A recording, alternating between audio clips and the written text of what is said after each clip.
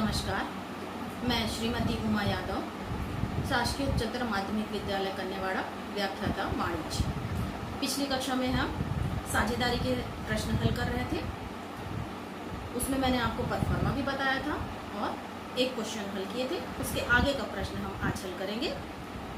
प्रश्न इस प्रकार है।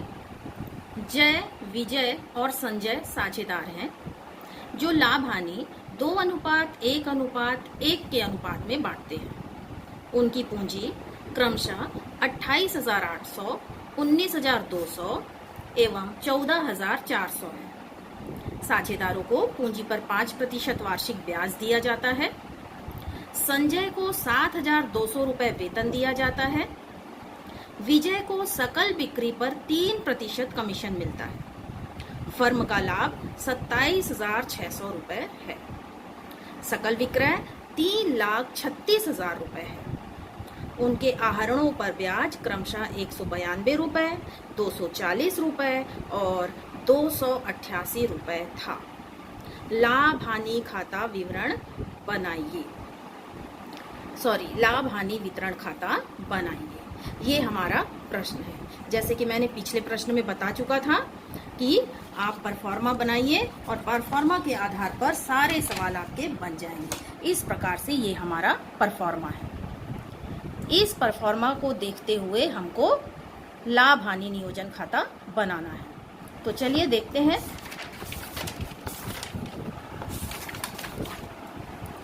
सबसे पहले ऊपर हम लिखेंगे लाभ हानि नियोजन खाता। इसके नीचे रहता है तिथि। तिथि जो है वो वर्ष के अंत का रहेगा। यहाँ तिथि की कोई जानकारी नहीं दी है, तो हम जो वर्ष चल रहा है उसी का अंतिम दिन ले लेंगे। 31 दिसंबर 2019 समाप्त वर्ष हेतु। अब अपनी कॉपी का बीच का भाग लेंगे और 2 भाग बना लेंगे। एक तरफ हमारा भाग रहता है डेबिट विकलन, दूसरी तरफ भाग रहता है क्रेडिट समाकलन। 2 बॉक्स बनते हैं, विवरण रकम, विवरण रकम। अब हमको यहाँ पर डेबिट में कौन सी मदें आती हैं, क्रेडिट में कौन सी मदें आती हैं, पिछले वीडियो में मैंने परफॉर्मा दिया हुआ है, उसके आधार पर ही हम इसको बनाएंगे। सबसे पहले प्रश्न में हम देखते हैं कि वर्ष में लाभ हुआ है या हानि। तो यहाँ प्रश्न में दिया है फर्म का लाभ 27,600 रुपए है। लाभ को हम लाभ हानि नियोजन खाते के क्रेडिट पक्ष में लिखते हैं, तो लिखेंगे शेष लाया गया 27,600 रुपए। प्रश्न में आगे देखते हैं। यहाँ दिया है उनकी पूंजी क्रमशः 28,800, 19,200 एवं 14,400 है। पूंजी पर 5% वार्षिक ब्याज। तो पूंजी पर ब्याज नियम से हमारे डेबिट पक्ष में आता है, तो डेबिट में हम लिखेंगे पूंजी पर ब्याज खाते से। और हमारे पास कितने साझेदार हैं? यहाँ प्रश्न में दिया है पहला जय, विजय और संजय। ये तीनों साझेदार का हम यहाँ पर नाम लिख लेंगे। अब आ जाएंगे हम अपने वर्किंग नोट पर। वर्किंग नोट पर हम आएंगे पूंजी पर ब्याज की गणना। इसका फॉर्मूला है पूंजी की राशि गुणा प्रतिशत दर बटे 100। इसमें भी 3 साझेदार हैं, जय, विजय और संजय। जय की राशि 28,800, विजय की राशि है 19,200, संजय की राशि है 14,400। इस प्रकार ये तीनों में हम क्या निकालेंगे? 5%। तो पहले जय का देख लेते हैं। 28,800 का 5%। ऊपर के 2 जीरो कट जाएंगे, नीचे के 2 जीरो कट जाएंगे। अब बचा ऊपर क्या? 288 और गुणा 5। गुणा कर दीजिए। 5 अट्ठे 40, यहाँ 4 आया, 5 अट्ठे 40, 44 का 4 आया, 5 दूनी 10 और 4 14। तो जय का कितना आया? 1440। इसी प्रकार विजय का निकालेंगे। 19,200 का गुणा 5%। ऊपर का 2 जीरो, नीचे का 2 जीरो कट गया, ऊपर बचा 192 गुणा 5। ये दोनों को गुणा कर देंगे। 5 दूनी 10, हासिल 1, 5 निया 45 और 1 46 का 6, 4, 5 एकम 5 और 4 9, 960 रुपए। इसी प्रकार संजय का निकालेंगे। 14,400 गुणा 5 बटे 100। ऊपर का 2 जीरो, नीचे का 2 जीरो कट जाएगा। 144 गुणा 5 गुणा कर देंगे, 5 चौक 20 हासिल 2, 5 चौक 20, 2 22, 2 आएगा हासिल 2, 5 एकम 5 और 2 7, 720 रुपए। तो इस प्रकार पूंजी पर ब्याज हमारा क्या निकला, जय का 1440, विजय का 960, संजय का 720 रुपए। इसको हम यहाँ पर अपने लाभ हानि नियोजन खाते में जय के सामने 1440, विजय के सामने 960 और संजय के सामने 720 रुपए लिख देंगे। अब ये तीनों का टोटल हम यहाँ पर निकालेंगे और पूंजी खाते के सामने लिख देंगे। टोटल देखिए कैसे होगा, 0 0, 4 और 6 10, 10 2 12 का 2 हासिल यहाँ 1, 4 और 1 5, 5 और 9 14 और 7 21, 21 का 1 यहाँ आ गया हासिल 2, 2 और 1 3। तो यहाँ का टोटल पूंजी पर ब्याज का टोटल पूंजी पर ब्याज खाते के सामने में हम लिख देंगे 3120 रुपए। अब प्रश्न में देखेंगे आगे दिया है संजय को 7200 रुपए वेतन दिया जाता है। तो परफॉर्मा में हमने देखा है संजय का वेतन कहाँ आता है, वेतन जो है वो हम डेबिट पक्ष में लिखते हैं। तो यहाँ पर एक साझेदार है, तो डायरेक्ट नाम से लिख देंगे संजय के वेतन खाते से 7200 रुपए, डायरेक्ट यहाँ दिखा देंगे 7200 रुपए। इसके आगे प्रश्न में दिया है विजय को सकल बिक्री पर 3% कमीशन मिलता है। तो कमीशन भी कहाँ आता है, परफॉर्मा में लाभ हानि विभाजन खाते के डेबिट पक्ष में। तो लिखेंगे बिक्री पर कमीशन खाते से। इसकी गणना करनी पड़ेगी, तो वर्किंग नोट में आ जाएंगे हम यहाँ पर। कमीशन की गणना, कमीशन किस पर मिल रहा है, सकल विक्रय पर। इसका फॉर्मूला है सकल विक्रय गुणा प्रतिशत दर बटे 100। सकल विक्रय की राशि दी है 3,36,000, इसका प्रतिशत दिया हुआ है 3%, 3/100।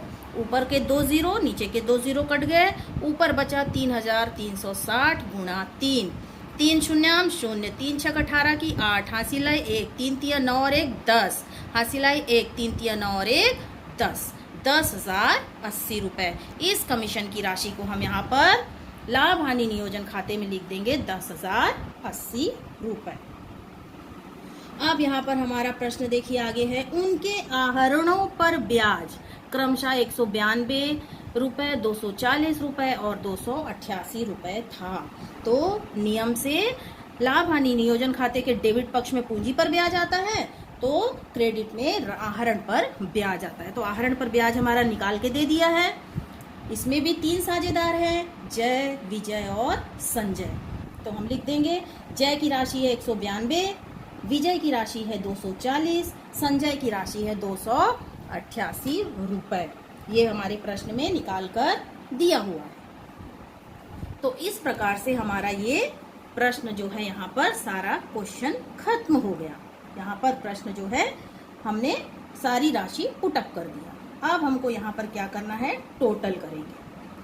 सबसे पहले टोटल देखते हैं। देखने से ही पता चल जा रहा है कि क्रेडिट की तरफ का टोटल ज्यादा है, तो हम सबसे पहले क्रेडिट का टोटल करेंगे। क्रेडिट का टोटल आता है 0 0 0 0 और 2 2, 6 और 7 13 की 3 हासिल 1, 7 और 1 8 और 2। तो यहाँ का टोटल आ गया हमारा 28,320 रुपए। अब हम करेंगे अपने डेबिट का टोटल। डेबिट का टोटल देख लेते, यहाँ हमारी कहाँ तक की राशि है, ये 3 राशि है, 3,120, 7,200 और 1,080। यहाँ का हम टोटल करके देख लेते हैं। तो यहाँ पर आएगा टोटल 20,400 रुपए का डेबिट का टोटल आया। टोटल आया हमारा 20,400 का। तो क्रेडिट के टोटल में से डेबिट का टोटल हमको घटा देना है। जो क्रेडिट का टोटल है उसमें से डेबिट का टोटल हम घटा देंगे।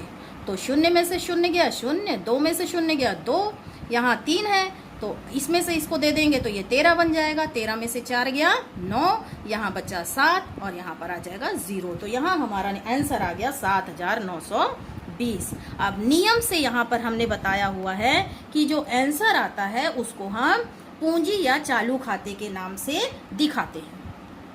तो यहाँ पर नीचे में कुछ भी नहीं दिया है जानकारी के नीचे कौन सा खाता बनना है, तो जो आंसर आएगा उसको हम पूंजी के नाम से दिखाते हैं। तो यहाँ लिखेंगे पूंजी खाते से, और राशि आई है 7,920 रुपए। ये लाभ की राशि, हमारे पास 3 साझेदार हैं, जय, विजय और संजय। तो हम ये तीनों साझेदार को ये 7,920 की राशि को विभाजित कर देंगे। तो वर्किंग नोट में आ जाएंगे, लाभ हानि की गणना करेंगे। हमारे लाभ की राशि है 7,920 रुपए, और हमको प्रश्न में दे दिया है कि इनका जो अनुपात है लाभ हानि का वो है 2:1:1। तो इस अनुपात को हम लिख देंगे 2:1:1। ये ऊपर का टोटल कर लेंगे, 2, 1 3 और 1 4, तो बटे के नीचे हम लिख देंगे 4। अब इसको काट लेते हैं, तो कटेगा 4 एकम 4, यहाँ हासिल गया, तो यहाँ हो जाएगा 4 निया 36, यहाँ हासिल आ गया 3, तो ये 32 हो गया, तो 4 अट्ठे 32 और 1 0। तो आंसर यहाँ पर कितना निकला, 1980 रुपए। और यहाँ पर बचा है 2:1:1, तो इसको यहाँ पर हम इससे गुणा कर लेंगे। तो जय की राशि आ जाएगी, जय का अनुपात 2 है, तो राशि आ जाएगी 2 0 0, 2 अट्ठे 16, हासिल 1, 2 निया 18 और 1 19 का 9, हासिल 1, 2 एकम 2 और 1 3। और विजय और संजय का अनुपात 1:1 है, तो इनका डायरेक्ट यही आंसर आएगा 1980 और 1980। इसको हम यहाँ पर लाभ हानि नियोजन खाते में पूंजी खाते के सामने दिखा देंगे, 3,960, 1980 और 1980। अब एक बार इसका हम टोटल करके देख लेते हैं कि ये टोटल बराबर है कि नहीं, यहाँ से चेक हो जाएगा। ये तीनों 0 का 0, 6 और 8 14, 14 और 8 22, 22 का 2, हासिल यहाँ आया 2, 9 और 2 11, 11 और 9 20, 20 और 9 29, हासिल आई 2, 2 और 3 5, 1 6 और 1 7। ये आंसर हमारा बराबर आ गया। तो ये जो विभाजन हुआ है लाभ हानि का आंसर जो है ये हमारा सही है। अब इसका टोटल आप करके देख लीजिए, यहाँ का भी टोटल आपके यहाँ के टोटल के बराबर आना चाहिए। 0 आ जाएगा, यहाँ पर है 2, 8 10, 10 और 2 12, 2 आएगा, हासिल 1, 1 और 1 2, 2 और 2 4, 4 और 9 13 का 3, हासिल 1, 3 और 1 4, 4 और 7 11, 11 और 7 18, हासिल आ जाएगा यहाँ 1 और यहाँ पर है ये 1, तो यहाँ आ गया 2। तो इस प्रकार से हमारा टोटल आया 28,320। ये दोनों टोटल जो है हमारे बराबर आ गए, और इसको हम ये 2 लाइन से बंद कर देंगे और हमारा यहाँ पर बन जाएगा लाभ हानि नियोजन खाता। तो बच्चों इस प्रकार से आज हमारा ये प्रश्न हल हो गया। अब अगली कक्षा में इसके आगे का प्रश्न हल करेंगे। धन्यवाद।